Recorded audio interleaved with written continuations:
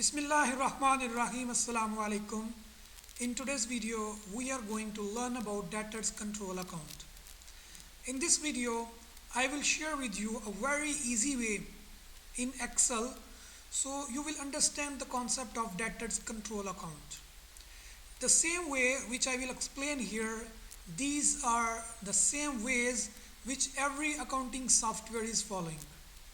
So I will share with you the debtors control account, how it will look like in chart of account, and the debtors general ledger accounts, and their connectivity to the trial balance, and at the end I will share with you that how you can prepare the debtor control account in Excel. So let's start. I will show you now the Excel sheet. Here we have first chart of account.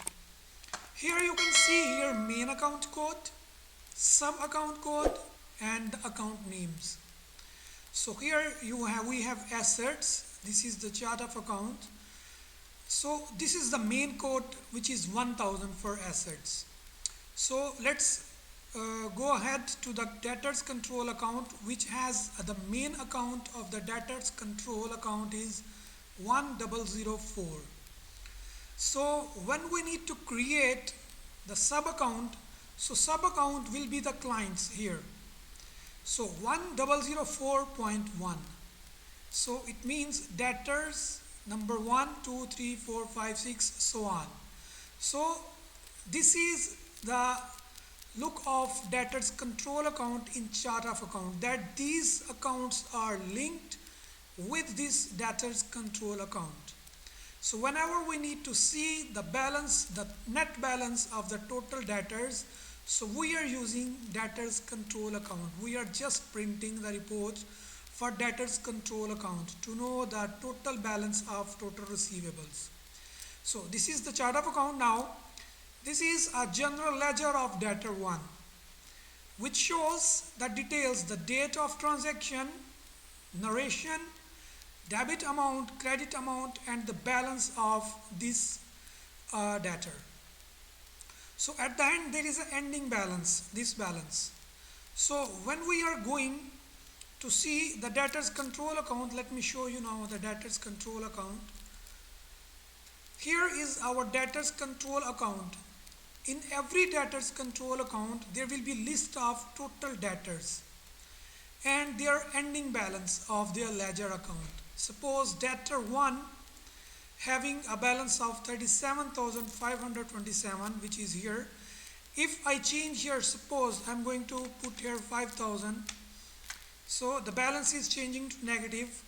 So here, as you can see here in the control account, it will change automatically. So these sheets are linked with the debtors control account. We will do the control Z. Now debtor number 2 has 10,098 balance. So if we go to debtors control account, we can see here 10,098. So on, the total debtors having their balances here, either it's debit balance, it will show here, and if credit balance, it will show here. So the net balance of the debtors control account, receivables will be 536,127.85. These are the net receivables, and these are the advance payments which we have received from the debtors. So this is our liability, that we need to deliver them some goods against this advance payment. So this is the net balance. This balance minus this, so the net balance of debtors control account. Now let me show you the trial balance. This is here under the assets. You will see here debtors control account net balance.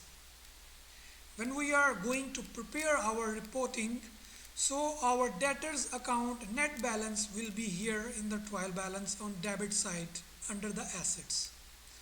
So this is the main purpose of debtors control account, that when we need to see the aggregate balance of our total receivables, we need to create a debtors control account to know the net balance of our total receivables.